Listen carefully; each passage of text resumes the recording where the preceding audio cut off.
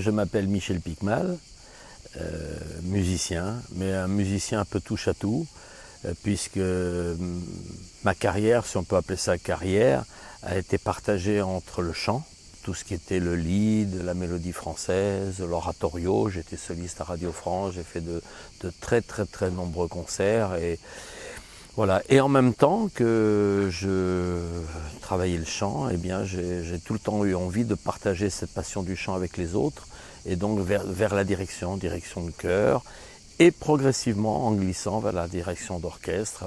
Et le professorat, puisque j'ai enseigné pendant de longues années à la maîtrise de Radio France, où je suis d'ailleurs un ancien élève, et ensuite je me suis resté comme professeur de chant, puis j'ai été nommé au Conservatoire supérieur à Paris, pour faire chanter tous les instrumentistes, et en même temps, tout le temps, les chœurs, aussi bien le chœur régional d'Île-de-France, le chœur Vitoria, que le chœur Provence-Côte d'Azur, à Saintes, l'ensemble vocal qui m'a occupé de longues années, qui est un ensemble professionnel, et avec qui on a eu d'ailleurs les victoires de la musique. Et maintenant, de professorat, j'aime beaucoup autour des masterclass, des rencontres avec des jeunes, avec des chanteurs ou des personnes, voilà, qui ont envie de se perfectionner dans le domaine du chant.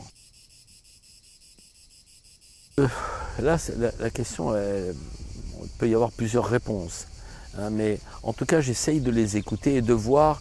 C'est une rencontre, c'est des gens que je ne connais pas pendant que la plupart, à part exceptionnellement certaines personnes qui me suivent, mais c'est d'avoir un regard neuf, un regard nouveau, instinctif, comme la rencontre entre deux êtres. Y a-t-il de l'antipathie? Y a-t-il au contraire de l'empathie? Y a-t-il le plaisir de se retrouver? Eh bien là, j'écoute une voix et j'ai tout de suite une impression que j'essaye de leur communiquer pour voir ce qui me choque, ce qui me gêne, ou en quoi je peux être utile. Un stage, la prétention, c'est de ne pas apprendre. Je ne vais pas apprendre à chanter tout à coup à une personne qui vient de passer 8 jours avec moi.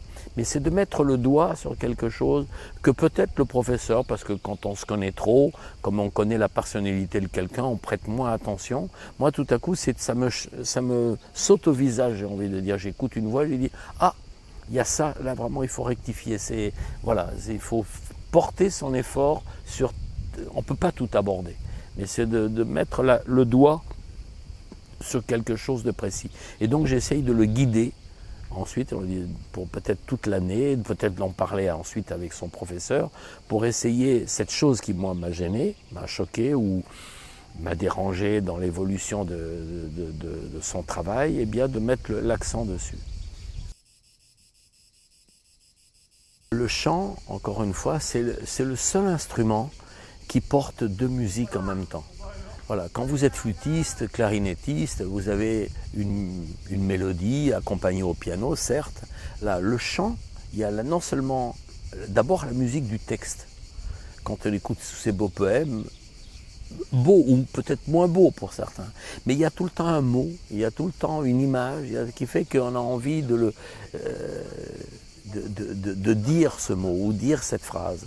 Et là-dessus, le compositeur qui s'est répété ces phrases longtemps a mis à une musique, eh bien, c'est l'assemblage des deux qui m'intéresse, la juxtaposition de ces deux musiques, ce dialogue qui est entre la musique des mots ou de la phrase et la musique du musicien.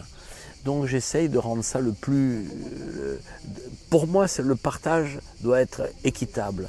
Il y a la musique du texte, le respect des mots, les appuis, que ce soit en allemand, que ce soit en italien, que ce soit dans n'importe quelle langue, et puis dans notre langue française aussi. On dit que la langue française est assez plate, oui, mais il y a quand même des appuis, on peut lui donner... Voilà. Donc je m'efforce de mettre ce relief sur le texte qui est souvent porté par un accord. Le relief, tout à coup, si le compositeur adhère complètement aux mots, il va y avoir une harmonie, il va y avoir un rythme, il va y avoir... Tout ça est souligné, car les compositeurs, c'est des gens cette sensibilité du texte, ils la ressentent et ils la mettent en valeur. Voilà. Et c'est tout le temps ça qui m'intéresse. Oui, je suis passionné. La musique a fait... partie très tôt, je peux dire vers 3-4 ans. Ma destinée, c'est comme si on met l'allumette dans le ruisseau et voilà, je me demande, je suis là, c'était tellement simple. Voilà, j'ai suivi ce chemin, c'était celui que la nature, que Dieu m'a donné, je ne sais pas. Et donc cette passion, j'essaye de la communiquer parce que j'y crois. Parce que j'y crois. Voilà, je crois en la musique, je crois au partage aussi.